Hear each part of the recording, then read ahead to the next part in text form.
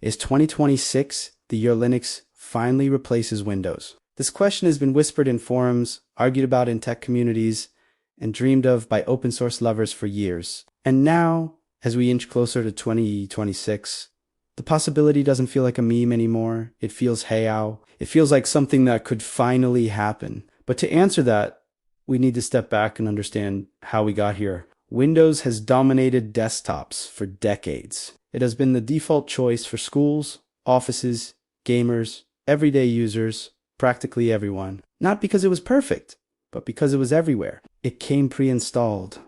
It was familiar. It was convenient. People never had to think about operating systems. They bought a computer. They used Windows. End of story. But times have changed. Windows is no longer just an operating system. It's a service, a platform, a data machine. And for many users, that shift is uncommon. Telemetry forced updates, ads baked inside the OS subscription, rumors AI integration that you can't fully control, features you never asked for. Windows doesn't feel like your computer anymore. It feels like Microsoft's computer that you borrow. Meanwhile, Linux has been evolving quietly, steadily, but unbelievably fast. The Linux of 2026 isn't the Linux from 2010 where you had to fight drivers and memorize terminal commands to get your Wi-Fi running. Today, Linux has become modern, polished, beautiful, fast. Distros like Fedora, Nobara, Pop! OS, Ubuntu, Linux, Mint, Manjaro, and many more offer sleek user experiences without complexity. And even gaming, once the Achilles heel of Linux, has undergone a revolution. Valve's Proton opened the gates, letting thousands of Windows games run on Linux like magic. Steam Deck proved it to the world. A mainstream consumer gaming device runs Linux under the hood and millions of people are using it without even realizing. That alone is a historic shift. So now the question becomes more serious. Could 2026 be the tipping point? Imagine this. Windows 12 launches and brings subscription-based features or limits personalization even further. People start searching alternatives. They look at Linux again. But this time, they don't see a scary command line world. They see polished distros with app stores, drivers that work out of the box, gaming support improving monthly, and desktop environments that are actually more customizable and often prettier than Windows. They see privacy, ownership, freedom, no ads on the start menu, no forced updates that break apps, no bloat. Suddenly Linux becomes attractive not just to enthusiasts but to normal everyday users. In 2026, we might see a wave of creators posting Linux Switch videos, tech channels recommending open source options, schools experimenting with Linux to cut licensing costs, small businesses trying it out for productivity, gamers installing it to squeeze extra performance without Microsoft overhead. Developers already prefer Linux, many companies too, and once momentum builds, change spreads fast. Think about how Android took over smartphones. Think about how Chrome replaced Internet Explorer. Change feels impossible until it suddenly isn't. Of course, Linux replacing Windows completely won't happen overnight.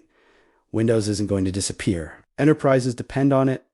Legacy apps depend on it. Many users simply won't switch because familiarity matters, habits matter. But could Linux become equal? Could it share the market instead of watching from the sidelines?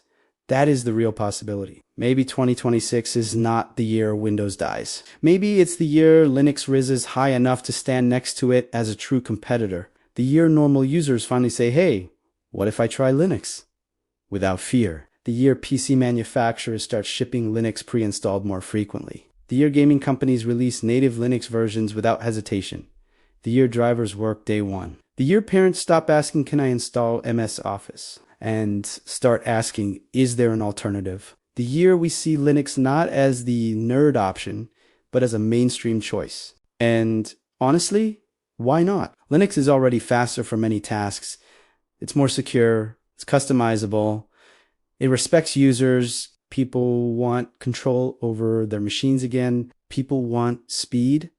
People want privacy. And Linux gives them all of it for free. Imagine a world where you download a distro, install it in 15 minutes, and have everything you need. Browsers, Office Suite, media players, photo editors, development tools. Imagine your computer boots in seconds. Apps open instantly. Updates don't interrupt your work. It feels refreshing.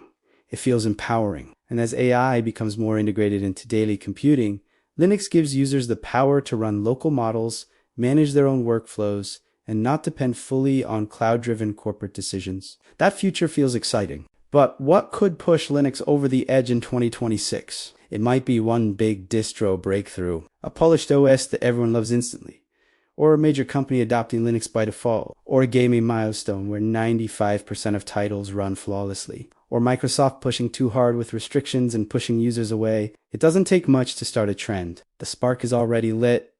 Steam Deck, Wayland improvements, NVIDIA joining open driver compatibility, rising, user-friendly app stores like Flatpak and Snap simplifying installation, beautiful desktop environments like KDE Plasma evolving faster than Windows visually, GNOME becoming cleaner and smoother with every release. Linux isn't just catching up anymore. It's surpassing in many areas. Picture yourself in 2026. You sit at your desk, boot your PC, and the screen loads a clean desktop without ads, without clutter. You open your apps, do your work, play games, watch videos, code something, all smoothly. You update your system with one click, and nothing breaks. You feel like the machine belongs to you again. You realize you haven't missed Windows at all. That moment could happen for millions. That moment could be 2026. So is 2026 the year Linux finally replaces Windows? Maybe the better question is 2026 the year everyday users finally open their eyes to Linux? The year it becomes normal, not niche. The year people talk about Linux as a real choice, not a geek experiment. The year the balance shifts, because the ground is already moving. The rise is happening quietly, and sometimes revolutions don't start with explosions. They start with whispers. Whispers like the one happening right now, simply asking, should I try Linux? Maybe you watching this video are one of them. Maybe you install it today. Maybe your friend installs it tomorrow. Change is a chain reaction. And 2026 might be the point where the reaction becomes unstoppable. If you've been thinking about switching, maybe now is the time to test it. Dual boot, put it on a spare laptop, try a distro like Mint or Fedora or Pop OS. Feel the difference. Enjoy the freedom. Experience what a computer should feel like, not controlled, but owned. And when enough people do that, the market changes. Developers pay attention. Companies adapt. Software support expands. Linux grows stronger. And Windows starts to feel less like a requirement and more like an option among many. That is how replacement truly begins. Not in one massive leap, but in millions of individual decisions, one person at a time. So whether Linux replaces Windows in 2026 or not, one thing is clear. The momentum is real, the future is open, and Linux is no longer behind. It's rising fast, and sooner or later, maybe in 2026, maybe a bit after, we might look back and say, that was the year everything changed.